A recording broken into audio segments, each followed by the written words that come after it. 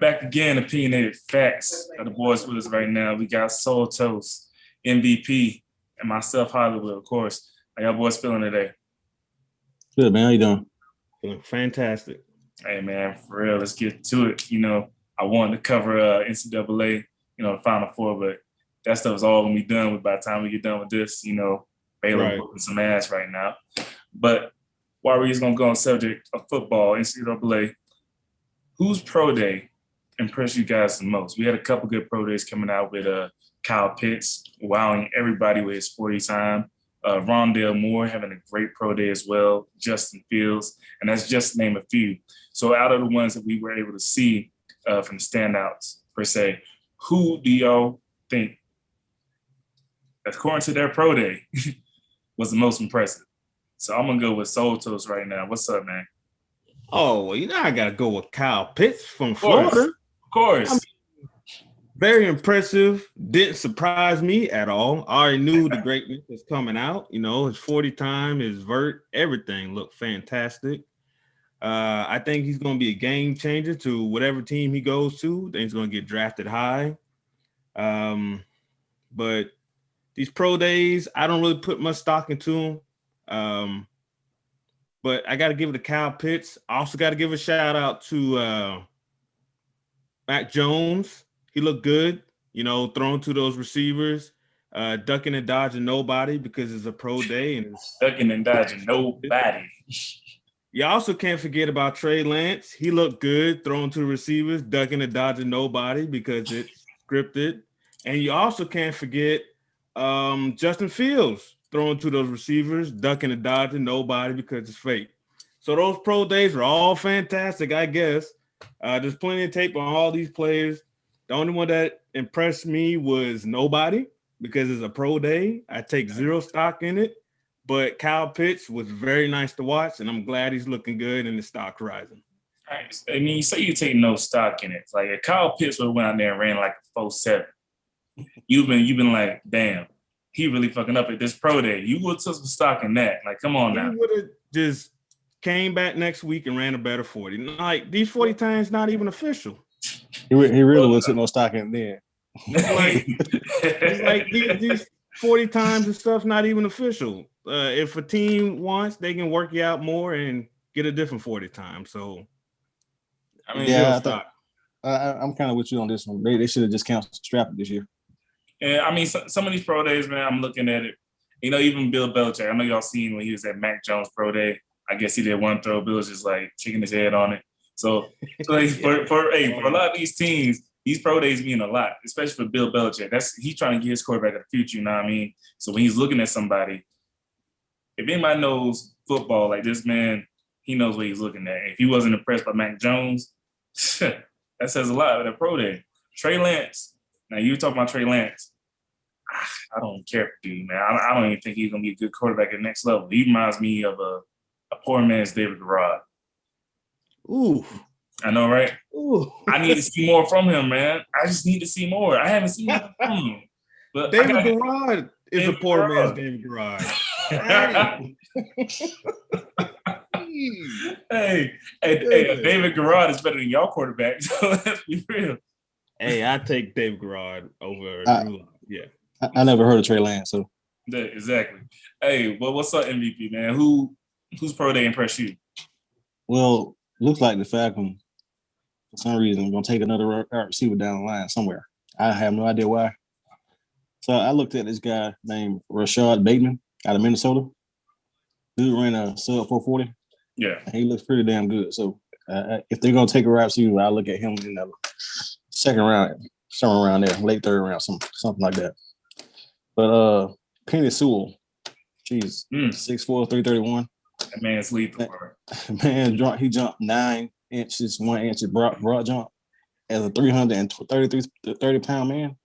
That's a big boy going through the air. That's impressive. He ain't doing much jumping on offensive line, but still, that's impressive. I mean, did you watch this film, man? Like straight up, I don't know if y'all watched this film. Like this dude was like the king of pancake blocks. You know what I mean? I seen him. He's so fluid in his movement on that line. He's some team really, really good. It looks like the only downfall is its wingspan. Mhm. So I'm not sure how that works out for him, but they compare him to Jason Peters. So we'll see how that works. That's that's like a broad comparison right there. Because Jason Peters, because when he first came into the league, he wasn't even a highly touted, prospect. Wasn't he undrafted? If I'm not mistaken. I think I'm not sure if he was undrafted, but he was extremely athletic, and Philly used that to their advantage. Like get him out on the move, everything like that. I'm gonna have to find that out because I thought he was undrafted out of Wisconsin. Yep. Yeah, no, He was undrafted. that's a good eye by the Eagles. Yeah, that was a good find by them, man. Some of that shit is like it's usually like that. But yeah. So who impressed me though, and a lot of people weren't gonna talk about him, was Rondale Moore. I mean, even at 5'7", 5'8", whatever he listed as, this kid really came out there and impressed. He had a pretty high 40 time. And hold on, it was something else. His 40, man, he jumped. He had a 42.7 inch vertical jump at 5'7", 5'8". He's not. Who's talking about? This is Rondale Moore. Rondale Moore Out of Purdue. He ran like a 4.3, sub 4.3. He had a 4.0 20-yard shuttle. The kid impressed at his pro day. He turned a lot of his pro day. Now, will he be a first round receiver? I don't think so. I think his height still plays a factor into what these teams have been looking at. But he reminds you of a Tyreek Hill. He has that Tyreek Hill vibe. I'm not calling him Tyreek Hill. I don't know, all these Kansas City fans, y'all listening right now, I'm not calling this man Tyreek Hill, but he has the capabilities to do that. If he gets brought into the right system and has that work ethic, he could be one of the receivers we'll be talking about down the line because he's getting overlooked because of his height, but he has the speed, he has a vertical for it. He reminds me of a Tyreek Hill. He won't burn everybody going down the field like Tyreek, but he might make big plays. Like, remember when Taylor Gabriel played for us in Atlanta? Like his first year with us was kind of impressive. I think that's what Rondale Moore would kind of be like, but on a more consistent basis. You said he's only 5'7"? Say what? You said he's only 5'7"? Yeah, he was listed like 5'7", 5'8". He's listed as a receiver? And he's a receiver. Any return game element to him?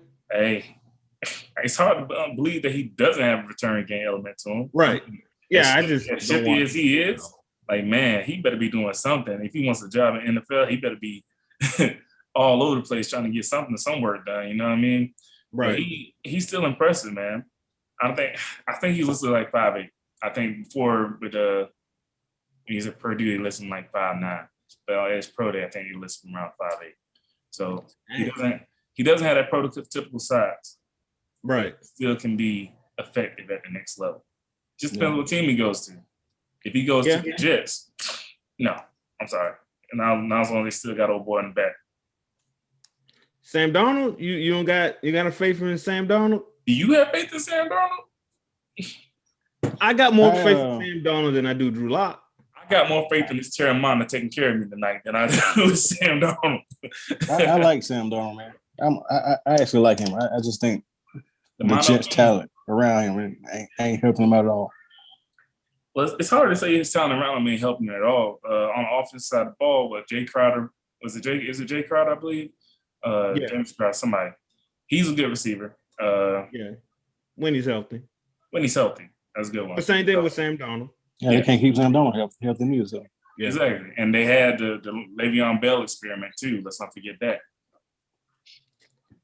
Yeah, the Jets are picking that too, right?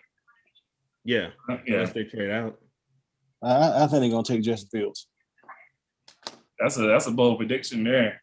And looking at his pro day, dude ran a 4.44 and he stumbled. He stumbled. That's the crazy part. I saw that too, bro. I was like, did he stumble? I don't know. Okay. Maybe I'm looking at it wrong. But yeah, he stumbled a bit. I mean, I think they've been going back and forth, really. It's either going to be Justin Fields going to the Jets or it's going to be Zach Wilson going to the Jets. Which one is a better fit? I don't know. I would go with Justin Fields if I was them. Both of them can move, so that's probably what they need because their offensive line is pretty trash. Yeah. I mean, if anything, they're probably more than likely be leaning toward Justin Fields, only because, at Ohio State, he played better competition than Zach Wilson did. Not to say that Zach Wilson didn't perform admirably with these other teams, but Justin Fields has been in those battle-proven situations, really. So that's what it is. I think that's going to play the fact. I think Kyle Pitts. I think Atlanta might have their tight end of the future. I see it happening. Yeah, it's kind of a catch-22 for me. Well, I like Kyle Pitts, but I don't like the Gators, so that's another Gator I got to cheer for. Oh man, no Gator chomps. Not today. You see what I got behind me? Rise up, baby. Let's go. But no, I think Kyle Pitts, wherever team he go to, he's shown in his pro day that he has, what these teams are looking for in the next level from a tight end. That hybrid tight end that's like a tight end to wide receiver. He has a big body, he has a vertical, he has a speed. He's going to be a force to reckon with at the next level. Now, I think one pro day that I was really impressed by as well was Micah Parsons. Micah Parsons and his counterpart, Jason Alway. Jason Alway proved something to me with his pro day that he has speed and everything, but his game still didn't translate while he was playing football. Micah Parsons, his work speaks for itself, and his pro day showed exactly how versatile he can be. So pro days, I know y'all don't read a lot into it. For some of these players, they kind of need it. Like Jason Alway, he definitely needed that pro day. If he didn't perform well, then he probably wasn't going to get drafted high like he predicted to be. So for some of these players, it definitely helps when you get certain measurements in and times and all that. It definitely helps certain players. It helped DJ Metcalf when he was coming out. A whole lot. It helped him a whole lot, and so it could be beneficial. It's just for me because I'm not drafting anybody. I'm just looking forward to who the Broncos are going to get, and they're not going to be in the running for any of these quarterbacks unless they trade up. So, I just don't take much stock into it. Give the Falcons all the draft picks y'all got. All right, we will more than happily trade down. Yeah, I'm hoping we trade out of that. I hope we do too. It makes more sense. I don't think no defensive man is going to be drafted in the top 15. That's a weak class this year. There's only one that's going to have a chance. Maybe the kid out of Miami. He's the only one with the chance to get drafted in the top 15. Yeah. Everyone else, they suspect, to say the least. So we'll see what happens with those guys. But some of them, they have some impressive pro days. Like you said, some of these pro days don't matter. We got some cornerbacks coming out that run like a fast 40, and they get drafted in the top 10, but then they be straight ass at the next level. Yeah. Right. D. Milner, for example. I will never forget that. The Jets wasted a pick on that dude. Cornerback out of Alabama that really flopped hard as hell. Yeah.